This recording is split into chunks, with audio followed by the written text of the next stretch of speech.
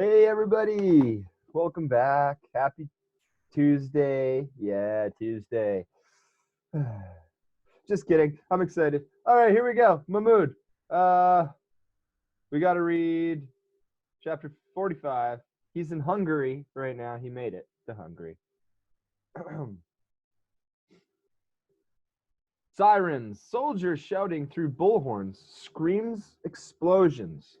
Mahmoud was barely aware of everything that was happening around him. He lay on the ground, curled into a ball, trying desperately to draw a breath that would not come.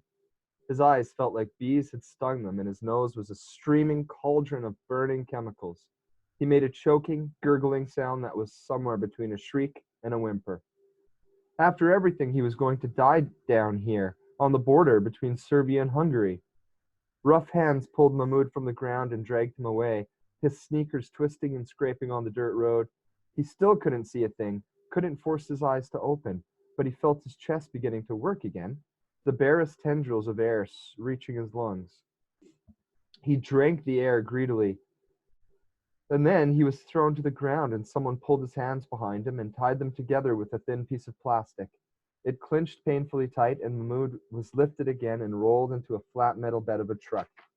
He lay there, still gasping for breath, the plastic zip tie cutting angrily into his wrists as more people were tossed into the truck beside him. And then Mahmoud heard the truck's door slam and the engine start, and they were moving. Mahmoud's breathing finally came back to something like normal, and he was able to sit up and open his bleary eyes.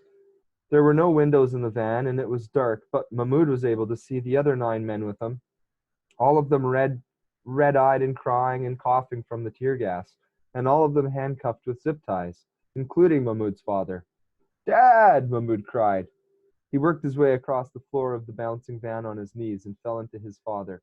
They put their heads together. "Where is Mom and Walid?" Walid asked. "I don't know. I lost them in the chaos," Dad said. His eyes were red-ringed, and his face was wet from tears and snot. He looked terrible, and Mahmoud realized he must look just as bad. Mahmoud thought the van would stop soon, but it drove on and on. "Where do you think we're going?" Mahmoud asked. "I don't know. I can't reach my phone," Dad said. "But we've been in this van for a very long time, and maybe they're taking us to Austria." "No," one of the other men said. "They're taking us to prison." "Prison? For what?" Mahmoud wondered. "We're just refugees. We haven't done anything wrong." The van stopped, and Mahmoud and the other refugees were unloaded into a building one of the soldiers called an immigration detention center. But Mahmoud could tell it was really a prison. It was a long single-story building with a barbed wire fence surrounding it, guarded by Hungarian soldiers with automatic rifles. A soldier cut the zip tie off Mahmoud's wrists. Mahmoud expected the relief to be instant, but instead his hands went from numb to on fire, like the tingling needles he felt in his leg after it fell asleep, times 1,000. He cried out in pain, hands shaking, and he and his father were hurried into a cell with cinder block walls on 3 sides and metal bars on the front. 8 other men were pushed inside with them, and up and down the hall were prison cells filled with refugees. A soldier slammed the barred door shut, and it locked with an electronic bolt. "We're not criminals," one of the other men in the cell yelled at him. "We didn't ask for a civil war. We didn't want to leave our homes," another man yelled. "We're refugees," Mahmoud yelled, unable to stay silent any longer. "We need help." The soldier ignored them and walked away. Mahmoud felt helpless all over again, and he kicked the bars in anger.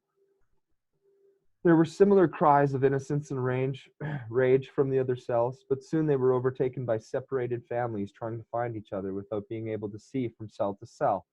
"Fatima! Walid!" Mahmoud's father called, and Mahmoud yelled their names with him. But if his mother and brother were here, they did not answer. "We'll find them," Dad assured Mahmoud. But Mahmoud didn't understand how his father could be so sure. They hadn't found Anna, so what made him think they would find Mum and Walid? What if they had lost them forever? Mahmoud was beside himself. This trip, this odyssey, was pulling his family apart, stripping them away like leaves from the trees in the fall. It was all he could do not to panic. His breath came quick and his heart hammered in his chest. "I don't believe it. They took us almost all the way to Austria," Mahmoud's father said, checking his iPhone at last. "It's just another hour by car. We're outside a little town in the north of Hungary called Győr." Almost all the way to Austria, Mahmoud thought. But instead of helping them along, the Hungarians had thrown them in prison. Hours passed, and Mahmoud went from panic to frustration to despair. They sat in the cell without food or water, and only one metal toilet attached to the wall. All Mahmoud could think about was Mom and Walid. Were they in some Hungarian prison somewhere too? Or had they been pushed back across the border into Serbia? How would he and Dad ever find them again? He slumped against the wall. I have to say, this is the worst hotel I've ever stayed in, Dad said. He was trying to joke again. His father was always joking, but Mahmoud didn't think any of that was funny at all. At last, soldiers with nightsticks came to their cell and told them in Arabic to line up to be processed. We don't want to be processed, Dad said. We just want to get to Austria. Why not just take us all the way to the border? We never wanted to stay in Hungary anyway. A soldier whacked him in the back with his nightstick, and Mahmoud's father collapsed to the ground. We don't want your filth here either, the guard yelled in Arabic. You're all parasites. He kicked Mahmoud's father in the back, and another soldier hit Mahmoud's father again and again with the stick. No, Mahmoud cried. Don't, stop. Mahmoud begged. He couldn't bear to see his father beaten, but what could he do? We'll do it. We'll be processed, Mahmoud told the guards. That was all it took to surrender. The guards stopped beating his father and ordered everyone to line up.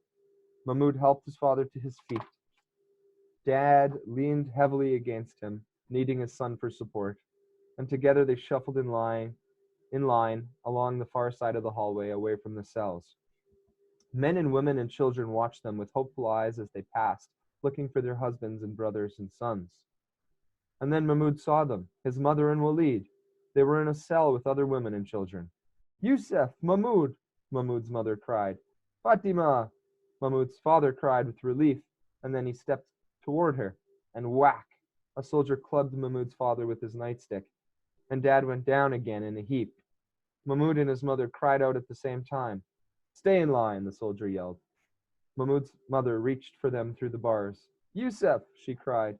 No, Mom, don't, Mahmoud cried. A soldier clanged his nightstick against the metal bars, and she retreated inside her cell. Mahmoud got his father up again and helped him into what the soldiers called the processing center. There, clerks sat behind long tables, taking down information from the refugees.